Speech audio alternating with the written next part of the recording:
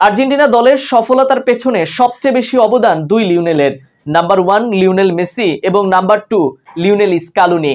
মেসিকে নিয়ে আমরা অনেক কথা শুনেছি, আজ আমরা শুনবো যাকে নিয়ে খুব বেশি কথা হয় না, কিন্তু মেসিদের প্রতিনিয়ত জাগিয়ে তুলছেন, গড়ে তুলছেন সেরাদের সেরা করে। সেই কারিগর আর্জেন্টাইন কোচ লিওনেল স্কালুনিকে নিয়ে বিস্তারিত থাকছে রাইপ আহমেদ হৃদয় লেখা প্রতিবেদনে। আলবিসেলেস্তেদের উন্নতির পেছনে কারণ খুঁজতে গেলে স্কালুনির মতো একজন নক্ষত্র পাওয়া যাবে, যিনি নীরবে আলোকিত করে যাচ্ছেন আর্জেন্টিনাকে। দিয়াগো ম্যারাডোনার যুগ থেকে বিশ্বজুড়ে আর্জেন্টিনার ভক্তদের উন্মাদনা ঈর্ষণীয়, কিন্তু এই সময়ের পর মাঠের খেলায় আর্জেন্টিনাকে খুঁজে পাওয়া শক্ত ছিল। প্রায় 2 দশকের বেশি সময় ধরে কোনো ট্রফি জিততে পারেনি তারা। স্কালুনি তাই শুরু করলেন পুনর্নির্মাণ প্রক্রিয়া। পরিবর্তন আনার জন্য দল বাছাই এবং পরিকল্পনায় নিজের প্রজ্ঞার ছাপ রাখলেন স্পষ্ট।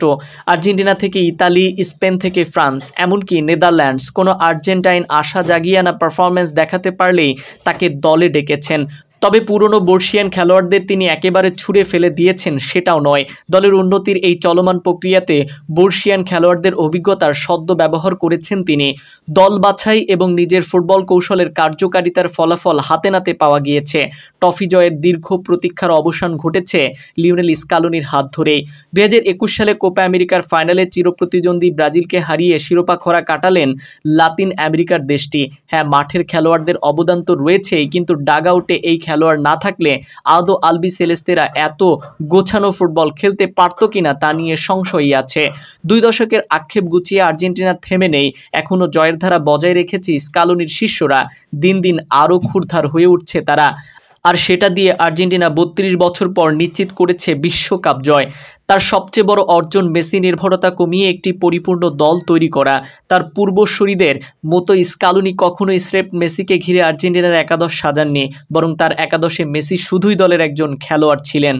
মূলত এই ধারণা এবং খেলোয়াড়দের উপর বর্তানো আলাদা দায়িত্ব বদলে দিয়েছে দলের পারফরমেন্স। এজন্য মেসিকেও আলাদা চাপ নিতে হয়নি। স্কালুনি যখন যেভাবে মেসিকে চেয়েছেন, মেসি নিজেও মাঠে সেভাবেই খেলে যেতে চেয়েছেন। ভারমুক্ত মেসির পারফরমেন্সেও দেখা গিয়েছে উন্নতি। স্কালুনির কোচিংয়ের অন্যতম শক্তি প্রতিপক্ষকে রিড করতে পারা।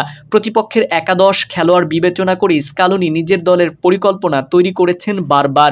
নির্দিষ্ট কোনো পরিকল্পনা নিয়ে তিনি একাদশ সাজান না। তার নিজের পছন্দের ফুটবল কৌশল রয়েছে ঠিকই, কিন্তু ম্যাচের আগে প্রতিপক্ষ বুঝে তার কৌশল পাল্টে যায়, এমনকি বদলে ফেলেন খেলোয়াড়কেও। প্যারাগুয়ে থেকে বলিভিয়া কিংবা ইকুয়েডর, প্রত্যেক দলের বিপক্ষে তিনি তাদের কৌশল ব্যবহার করে তাদের বিরুদ্ধে রুখতে চেয়েছেন এবং বলাই যায় তিনি বেশ সফলও হয়েছেন।